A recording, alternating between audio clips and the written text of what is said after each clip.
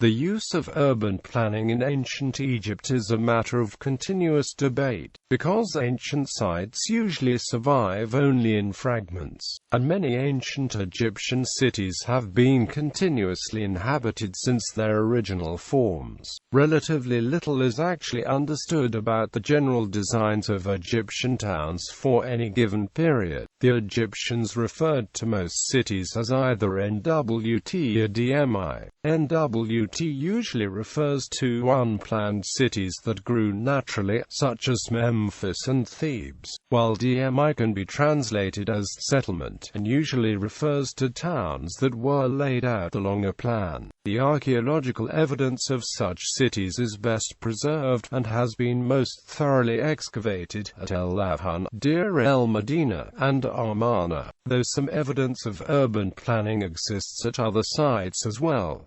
Predynastic period. Almost no traces of Egyptian settlements exist before the development of Neolithic culture around 6000 BC, as settlements were certainly very small, and buildings were made of perishable materials such as reeds and were not meant to be permanent structures. Sites that survive do not show much evidence of urban planning. The earliest known Predynastic settlement is at Merimda Beni Salame at the southwest desert edge of the Nile Delta and covers about 44 acres, a very large area for the Predynastic period. The city was rebuilt 3 times during its inhabited life, and in at least one of its incarnations. Its houses were placed very regularly along a main street. Almost all the houses follow a plan which faces the doorways to the northwest, to avoid the prevailing northerly wind. Other known pre-dynastic settlements, such as those of the Badarian and Akkad cultures, are laid out arbitrarily and lack a defining plan. These villages mostly consisting of small huts situated around circular storage pits. El-Lahun.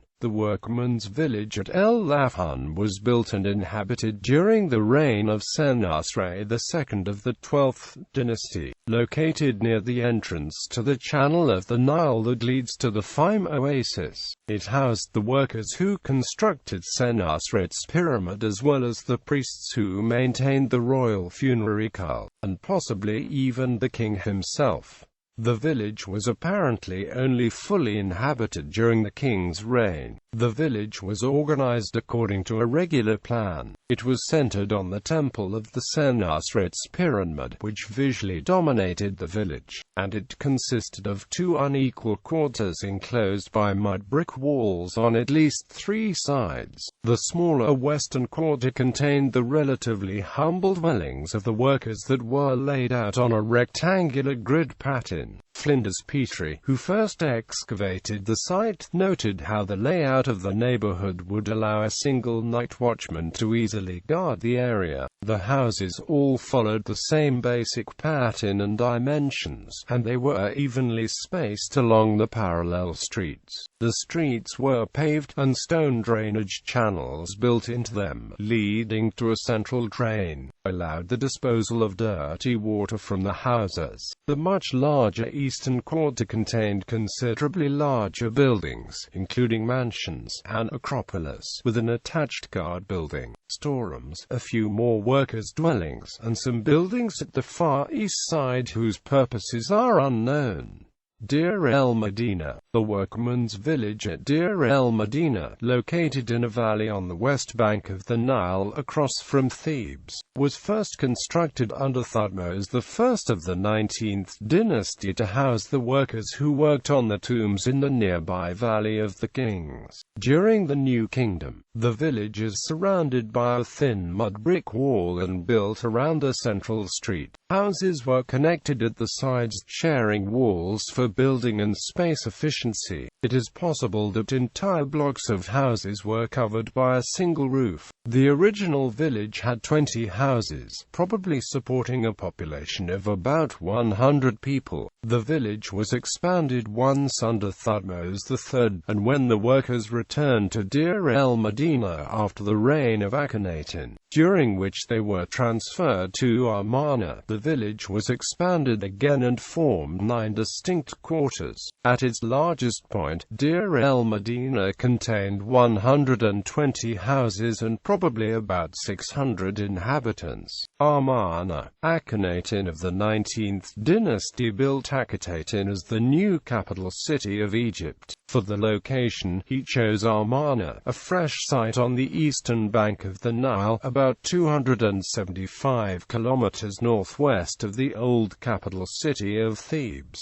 After his death, the city was virtually abandoned. The degree of planning involved in the construction of Amarna involved for the most part the administrative and religious buildings of the central city. Even the planned part of the city was somewhat hastily designed and assembled. Most of the city was built along an 8-kilometer north-south main street, referred to today as the Royal Road, which connected the central city with the North City, an outlying satellite and a probable residence of the king. The king probably lived in the North Riverside Palace in the North City, a large building on the east side of the Royal Road and separate from the rest of the city, protected by a fortified wall which enclosed a complex of royal service buildings. On the opposite side of the road from the palace lay a group of some of the largest houses in the city, probably belonging to nobles who were very close to the king. An administrative building containing an enormous warehouse formed the northern limit of the North City. At the southern end of the Royal Road lay the central city, a group of temples,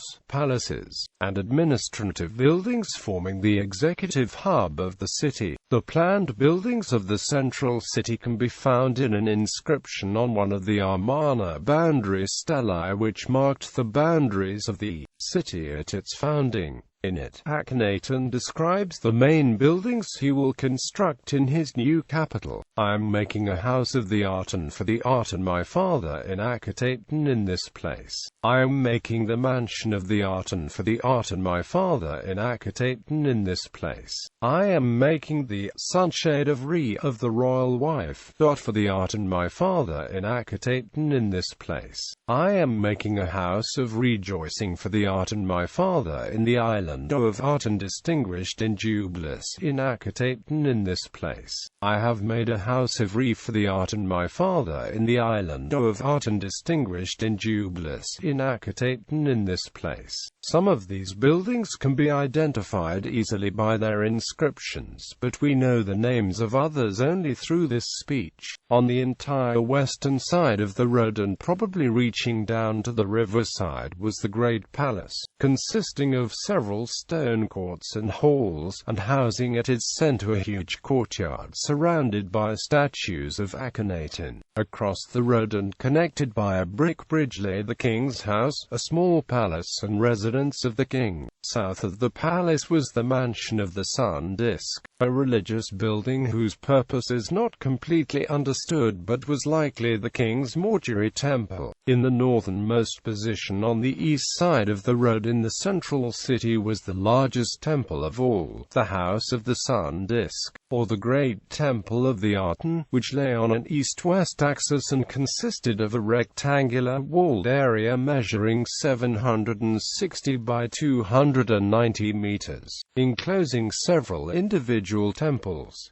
Near the temples were long storehouses and priests' housing. Due east of the king's house were offices, the archives, and police and military barracks. On the eastern outskirts of the central city was a walled workmen's village housing the workers during the city's construction. Villas of the king's viziers and priests sprawled along both sides of the royal road to the south. At the far south of the city was an unusual complex called the Maruaten, a walled complex of gardens, pools, an artificial island, and open-air kiosks. While it was originally mistaken by excavators as a sort of pleasure resort, it is understood now to be a religious building. Most of Amarna's housing was in two large areas north and south of the central city. These sprawling suburbs housed the large population needed to maintain the court and run the administration of the central city. Residing in the suburbs was a very mixed collection of social groups, the priests, soldiers, builders, sculptors and scribes having the most prominent houses. As far as the residential sections of Amarna are concerned, there is almost a complete absence of an imposed layout. Outside the corridor of the Royal Road, there were a few broad, far from straight streets running more or less north and south and joining the suburbs to the center, crossed by perpendicular, smaller streets. The houses themselves are arranged in arbitrary clusters which create distinct neighborhoods. There does not seem to be any concept of prime location, except to be located on one of the main north-south streets, and rich and poor seem to live side by side. Proximity to the central city of the Royal Road seems to have been unimportant, and there is at least one example of a royal vizier who seems to have chosen to live as far away from the king as possible. Bibliography. Fairman, H.W. Topographical Notes on the Central City, Tel el-Amarna. Journal of Egyptian Archaeology 21. 135–139. Kemp, Barry. The City of el-Amarna as a Source for the Study of Urban Society in Ancient Egypt. World Archaeology 9.2. 123–139. Kemp, Barry. Ancient Egypt, Anatomy of a Civilization. New York, Routledge, 2006. Redford, Donald B. Akhenaton. The Heretic King. Princeton University Press, 1984. Uphill, Eric. Egyptian Towns and Cities. Oxfordshire, 2008.